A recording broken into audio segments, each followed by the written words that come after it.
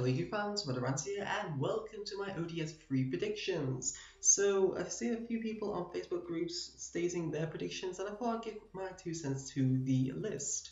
So OTS 3 should be printed around October, November time, since it got printed in October last year. The latest it will be printed is most likely December. So it is best to start thinking of this set now and hope that you don't pick up something that's going to be high priced now and maybe wait for the next set to come out and see if it gets reprinted and a lot easier to pick up. So there are the usual set breakdown is 3 ultimate rares, about 10 super rares and 11 commons plus 3 short print commons. And that's generally, those short print commons are generally imported cards, or at least one imported card from that, and then a few useless reprints that just go along with the fusion, to be fair. So this video will be breaking it down into those ultimate rare, super rare, and common short print categories. So let's first look at the ultimate rares. So the first one on my list is Cyframe Lord Omega. Cyframe Lord Omega has been gaining progress in the meta for quite some time now, starting out in Cyframe, then moving on to Infernoid, then even at some point in Dracopals, and then moving on to Extra Deck Monarchs, and finally into what we use currently now, Shiranui and Dark Synchro, being the key card in Dark Synchro for your hand loop. So this card has gained a lot of coverage in a lot of decks so far, and really deserves a reprint at this point. Most likely will be hit on the next ban list, as it has done in the OCG, but this is not a definite, and we've seen, like in Monkey Ball's case, a card getting reprinted in the set and then getting banned. So this could get reprinted as an ultimate rare and then get limited. Like Torguide got ultimate rare print, and I think it got limited a little after that, or some point in that. I didn't get playing the wind-up formats, but it's a lot of cards that have been on this had hits on the ban list, and Cyframe Lord Omega is probably going to be following that trend. It's currently around 30 quid in the UK, so it is quite an expensive card, and giving a little bit more access to it could be good, but it is an ultimate rare, so it still won't be as accessible, but hopefully it will be against the locals. Then we have Twin Twister. This card was predicted to be a secret rare when it was coming out in Bosch. It did not, it got super rare, and a lot of people are really perplexed by this, because it is a very powerful card. It's a pseudo staple in most decks. If you need a discard outlet like in PK Fire, Twin Twister is a lot more effective than MST. The only decks that really don't get plus from Twin Twisters is decks that are fully combo orientated and need all the hand resource, or Pendulum decks. They don't get as much plus from this card, whereas MST, you can get a lot more plus from it, and you can wipe away your scales if you want to put a different scale in place, which I've done a few times before, which is not a good thing to play, but it's there. But Twin Twister is not more effective in those decks, but it should be an ultimate rare because it is so widely used in quite a lot of array of meta decks and really needs a rarity bump. So it would be perfect for this card to be reprinted in the set as an ultimate rare. And then finally, Terraforming. Terraforming's highest print so far is a super rare in Astral Pack, I believe it was 1, and it had loads of conference. This is literally all conference except for 1 super rare print, and it deserves a rarity bump since field spells are a lot more usable now, and this card comes as a free or staple at some points. I know there's Magic decks that topped, and they had free Terraforming, even though that's quite bricky. Then there's Cosmo decks that have free Terraforming, and can't think of the other deck. Dragonuities uses this as free. Union hang out with ABCs. They use this as free. There's so many decks that use this as a free of, or at least a 2 of, and it's a staple in more or less any field decks that have great advantage, like Cosmo Town, like Viking Island, Union Hang, all that. So this is to the point where it's classed as a staple in those kind of decks, and really deserves a rarity bump because it'll get so much more play, and it'll look really nice in Ultimate Rare, unless they do what they did to Regeki. RIP. Now onto the super rares. So with the super rares, there is a lot more allowance for cards in this set. There is 10 slots, so it's not as restricted as the Ultimate Rares. So there's a lot more diversity in what they are going to print as a super rare. And these are based off what currently meta at the moment and is gaining quite a lot of coverage in this upcoming in this format, and what will be very present in the next format, which is basically ABC Trito.deck.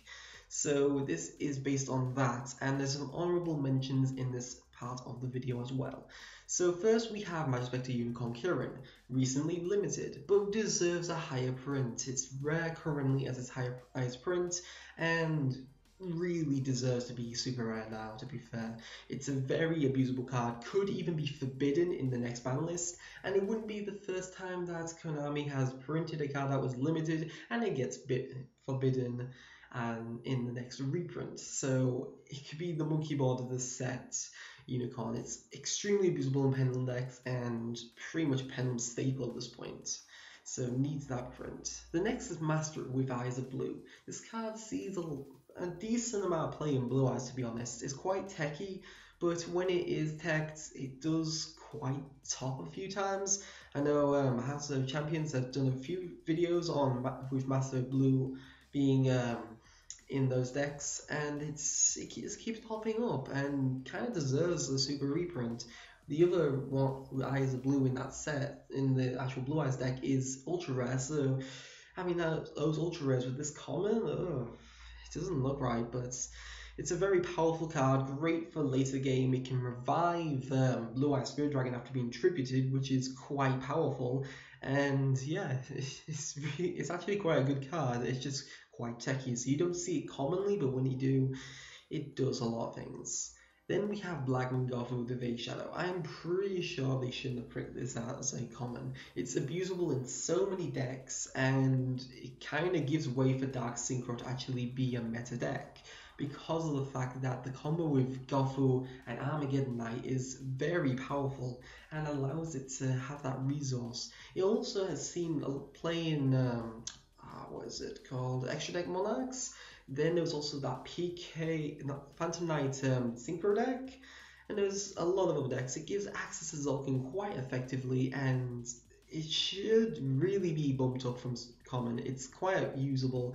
It's usually a 2-off. Also, Metal Foes can easily use this, so it's a plus for them since they're getting further support in the new Invasion Vengeance set. And then there's Unizombies, so this really deserves it. To be honest, this card is very key in Shiranui and really should have been a higher print, since it is basically a foolish variable for zombies and also a discard outlet as well. So that's very, very powerful. And being common, it's a bit disrespectful for them. Shiranuis are getting further and further support. It recently just got support in the last pack, because I can't remember his name off the top of my head, and then it's going to get further support in Raid with a trap card. The trap card's not very good, but that's further support for Shiranui, so Konami will probably want this archetype to hopefully succeed. So bringing this as a super rare could be a nice bump for that, get more Shiranui players playing. You don't want to use a common new zombie, super would look amazing. And it hasn't had a print since 2015, so that would be also quite nice. The next is Radiant. This is just a super rare bump like Gamciel, since this card is played a lot more because of the fact that it's a lower data target and it's level 7. Level 7 being key because you can pendulum summon this out, and you can basically stop Blue Eyes from exceed summoning with something like Gamciel. Being, if you give this Raiden, they can't do anything with it. They hardly ever play level 8 synchros except from outside of Stardust Spark Dragon. That's about it for level 8 synchros. So Radiant is very key as a kaiju to be used. The alternative was Kumungus, but I feel this gets a little bit more play because of the fact that it's a lower darkness target. Then we have the cards to promote ABC, the first of which is Photon Thrasher. This hasn't had a print since the start pack in 2014, and it's starting to go quite pricey for a common, rare, or star foil. Its higher up rarities just go way beyond, but this has never had a super reprint, and it would be the perfect time to endorse ABC by giving such a key card as a reprint in this set. Very good, about 2 or 3 of, and pretty nice if it would be a super rare. A lot more accessible for those players who want to play something better than a common Russia. Then there's Galaxy Soldier. Galaxy Soldier was predicted to be reprinted in Dragon's Legend Unleashed, but never got that print. And it's currently sitting around 20 quid at the moment in the UK. It hasn't had a print since 2015, and only one print, that being a secret rare. So this card is definitely something that's it's going to be a little bit harder for other players that want to play ABC, since it is a very low budget deck. They won't be having this access to Galaxy Soldier most likely. It's also seen quite a few players in Blue Eyes, so on both promoting ABC and Blue Eyes, this could be a good card to be reprinted here, and would explain why Dragon's Legend 3 never got this print. Well, not Dragon's Legend 3. It was predicted for Dragon's Legend 3, but we shall hopefully get that as a super in this. It would be the best time to reprint this card. Then there's Union Hanger. So there are 5 slots for high rarity cards in the upcoming structure deck, and it would be a perfect opportunity to bump this up to a super rare, since the most likely outcome of the rarity ratios will be the 2 fusion monsters as ultra rares and the 3 effect monsters as super rares, like it has done in the previous past. Sky Iris was a common in the Master of Pendulum's structure deck, and Domain was a common, so it would follow the suit that this card is a common, even though it's one of the keyest cards in the deck. So a super reprint would endorse ABC players, have a nice shiny card in there, and just show how powerful this card really is going to be. A very fast reprint on this card could be quite needed, if not in this set, in OTS 4, because if this isn't a reprint, it's going to be a bit weird. Then for the frog players, so we have Swap Frog and Duke Frog. Both of them have not had a print since 2009, and I've only had one print in which that is a common. They are very scarce to find at the moment, and will continue to be, and probably hype up quite a lot when Tree Toad comes out in the TCG. So they both deserve a super rare reprint. The alternative to this was Rodent Toad, also on this list, but I've dropped Rodent Toad because I thought these two were more key than that card, and there was other cards I wanted to put on the super rare list, to be honest. So I think these two need the first super rare reprint, and then in the next set, most likely Rodent Toad as a super rare to finish it off. Or maybe just one of these, like Burning Abyss did with Graf, Scam, and Seer. These cards being very much as key as those cards in their particular deck. Swap Frog indeed needs to be the first super though. Plus it would look absolutely amazing in super as well. The other honorable mentions from this set that could have been on this list are Thunder King Ryo, because this is in a 2-step program in which this will be completely unlimited on the next ban list, and that's more or less confirmed at this point. So it could be that this gets a common print, like a Lure of Darkness in its 2-step program. I just didn't have the room for it as of yet. The next was Rodent Toad, as I mentioned earlier. Then there was Ritual Beast Ambush. I think this will be most likely for OTS 4 because Ritual Beast will get support around that time, and it would be a good way of endorsing the set for the Ritual Beast Ambush, Ritual Beast support, I should say. And then finally with Fujente Tsukiyomi, I could have put this as an ultimate rare because it's already had an ultimate rare print, and I don't think they want to pull another Vantis Fiend. So I didn't think it would be justified also as a super or a common, because that's a little tacky. It wouldn't really affect the price that dramatically.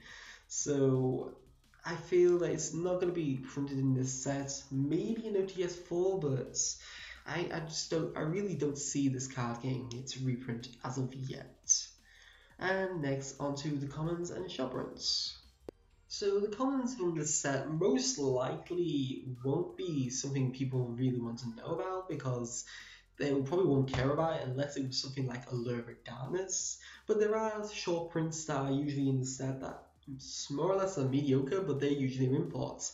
In this set in particular, it would be the best time in which to print Rare Fish. This card is a key card in hero decks in the upcoming format because it accesses Tree Toad without having to sacrifice your Northern. So Rare Fish is a great way of basically getting that Bahamut Shark out, and when you send that Tree Toad to the graveyard, you don't have to put back this Rare Fish, you can put back a water monster, whereas if you don't have Rare Fish in the game, in the TCG, you'd have to always put back your Northern or risk your Instant Fusion being completely dead.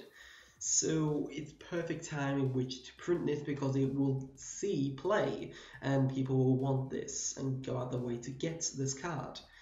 With that in mind, the other two cards going alongside it will be Fusionist, in which it's fusion summoned with, and that came out in LOB, and the same with Enchanting Mermaid, which also came out in LOB. The only problem with this that I've seen is that Fusionist itself is a fusion monster, and would that mean that we get Mystical Sheep 2 and Petted Angel reprints? I doubt it, but it's just the key card time to actually print this card, so it just makes so much sense to be on this list as the shopping common cards in this set. And then the rest of the commons, most of them people won't care about, and that's because they usually are errata cards. They usually follow that theme, and I think the perfect theme at this point in time would be a card stating that this card is never treated as. We've had it in a few translations before, but it never came to fruition when coming to the TCG. However, I think it is the perfect time in which to employ this because you can reprint Frog the Jam. Frog the Jam needs a reprint. It hasn't had a print since 2002, and that was a McDonald's promo card, and that is literally, you can hardly ever find this card. It's like 10 quid common at this point, and really needs that reprint to endorse Tree Toad. But this would be the perfect time to start putting the text, this is never treated as. We've got, this is always treated as, like in cards with Summon Skull. You can definitely do this on normal monsters, and Frog the Jam would be the perfect time in which to implement this. So going along with this, we would reprint the Guardian cards. So one of the most notable cards to state cards that cannot be added is Arsenal Summoner, with the list of 5 cards that you cannot add through its Guardian searchability. Although Guardians have had many cards that have that name in at the moment, this was kindly poorly thought out when making this archetype. How generic Guardian is going to be in Yu-Gi-Oh! Probably wasn't foreseen, but should have been. So they had to already take out loads of these, and it's either reprint this card and have a massive list of cards that you cannot add with this card, or reprint it and just don't state any of them and then reprint these alongside with never treated as. So these would be Winged Dragon Guardian Fortress 1, an import of Winged Dragon Guardian Fortress 2, Celtic Guardian, Guardian of the Labyrinth, and Reliable Guardian, all of which are listed on Arsenal Summoner. So then you wouldn't have to have cards like this. And this could be a ongoing theme in the next OTS sets, that you can slowly errata these cards so you can make this position never to be happened. It would also be great to with the reprint of Swap Frog and Duke Frog to take Frog the Jam off that list that you can't add. So then you can easily do Frog the Jam in that. That might also mean Ronin Toad could get reprinted in this, but I'm not 100% sure at this point in time. As I say, these are all my ideas. None of this is confirmed by any standard, that it's just predictions. And then there is Red Eyes Blackjack, another card that's always stated that you can never add this card, should get a print and serve a never treated as clause. That would be perfect time because Red Eyes is getting further and further support in the upcoming sets. The final 2 common cards that should get a print in this is Knight and Sorcerer. This is to help Dark Magician players that don't want to fork out about 5-10 quid to get a copy of this card, and it's very key. I've enjoyed using this card in my Dark Magician decks, and I definitely see this as a staple one-of in that deck. And then Interrupted Kaiju Slumber. Interrupted Kaiju Slumber is the only Kaiju card that never got a print in Megatin 2016. And this kind of leads me to think that Interrupted Kaiju Slumber would be a perfect point in which to reprint in the set, as it has a lot of effect on the meta, and as a common would be quite effective. If you put it as a super rare, it doesn't make sense because it's already had a super rare print. If you make it ultimate rare, it doesn't really go with that either, just because there's a lot better cards you could put as an ultimate rare than this card. So it makes sense to be a common in the set. So thank you for watching. Please let me know what you think should have been on this list, or what you think should not have been on this list, because some of these are a bit suspect because of never treated as clause. It's not been done before, but I feel it's the perfect time in which to do it. So I want to know your thoughts down below in the comments. And as always, thank you for watching. Matarant signing out.